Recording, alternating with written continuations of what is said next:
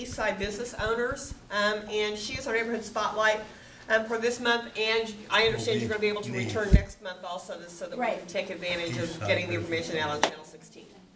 Right. I actually decided to wait to give you my full presentation on deconstruction until we can get it televised. Sure.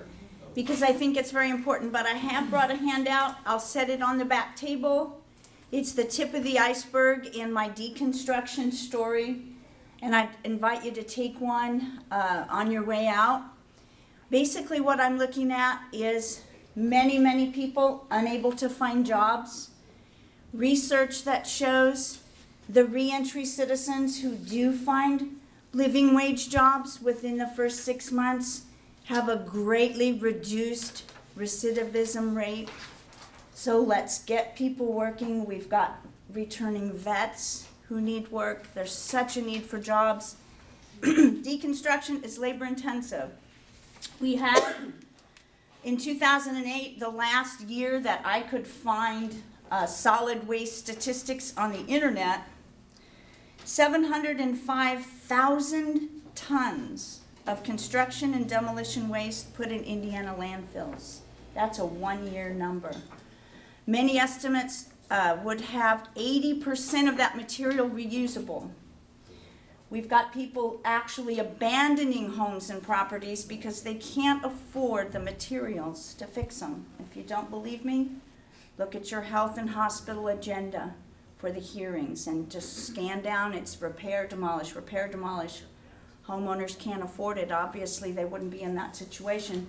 So as we hound them through code enforcement, we increase the abandonment problem. It's huge. Louisville, a comparable city, is already down to 7,000 abandoned homes. Our estimates are 12, and many people say we don't have a good number because the bank foreclosures may not even be included.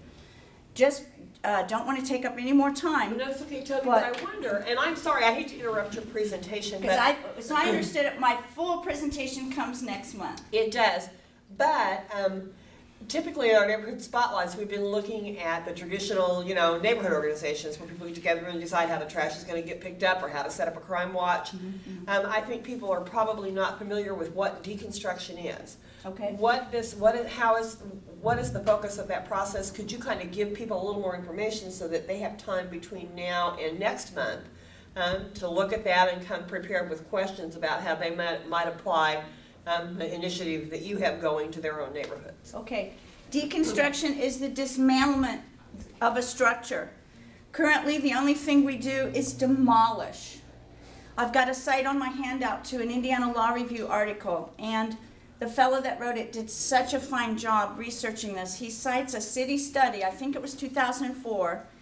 Probably, I haven't seen it yet, but knowing government reports, probably at least 30 to 40 pages long, never mentions deconstruction. And the subject matter of this report is our abandoned buildings problem. Instead of demolishing, which is what we currently do, which just brings in heavy equipment and smashes down doors, windows, cabinets, wood, it's all destroyed. It all goes to the landfill. Deconstruction brings this building apart in reverse order so that the trainees who work on these jobs, they learn construction skills. Because as you deconstruct in reverse order in which things are constructed, people learn the construction trade.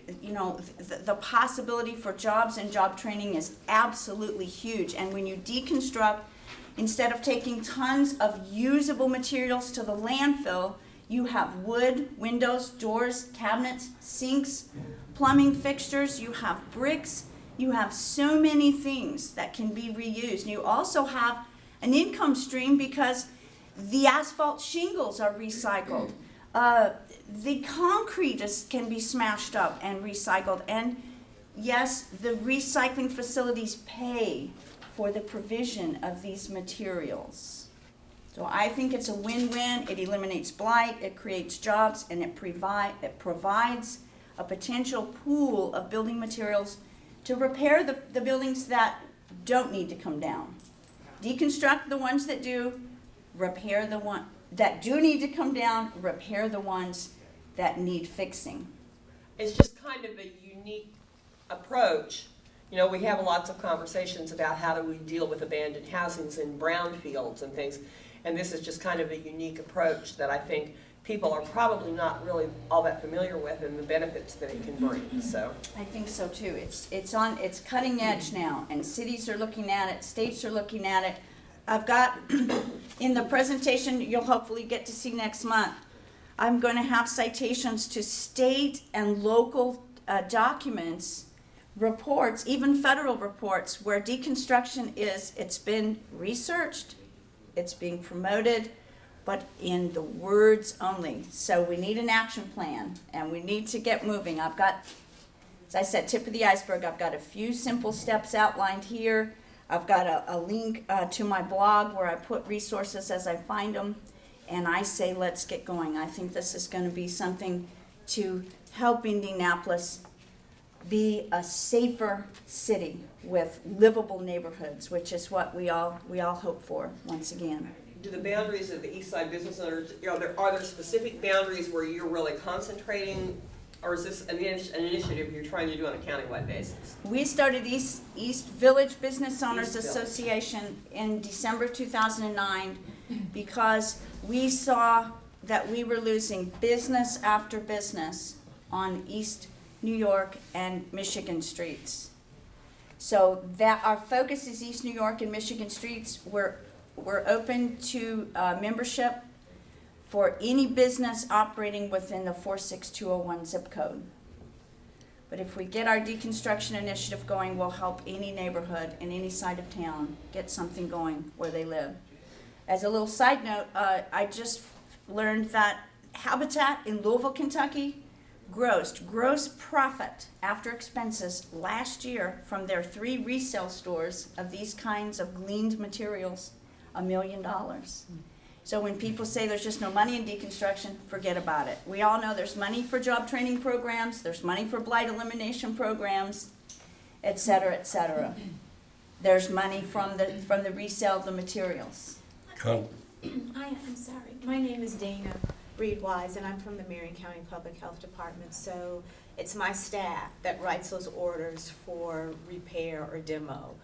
And Dr. Kane and I will be attending a NACHO, National Association of City and County Health Officials Conference in Louisville, Kentucky. And we're talking about environmental health and all policies. And deconstruction and demolition is something that we're going to discuss there because we've heard how Louisville has done a good job in getting rid of their abandoned homes as far as being able to either repair them instead of tearing so many down and having all the vacant lots throughout the neighborhood. So I just wanted to add that we are aware of that and we're working on it also. It's wonderful. I appreciate that. I'd like to get your business card. Okay. Could we get your contact information, Tobie? Yes, Tobie, Tobie .Kneiss, KNIESS @gmail.com. And here on the handout, there's a link to our Facebook page and my deconstruction blog. Could you give the URLs or the, Well, on I don't know that. I'm not high tech, but on Facebook, we're East Village Business Owners Association. And the blog is Tobie Kneiss, all together, all lowercase, TOBIEKNIESS.wordpress.com. thank you. And Tobie, I'm not high-tech either, but I'm going to try and put that information up on our Facebook page, again, so that people can, hopefully we can begin to kind of network and push the information out to people. All right, it sounds wonderful. Thanks for having me today. Well, thank you, and I appreciate your understanding of our situation.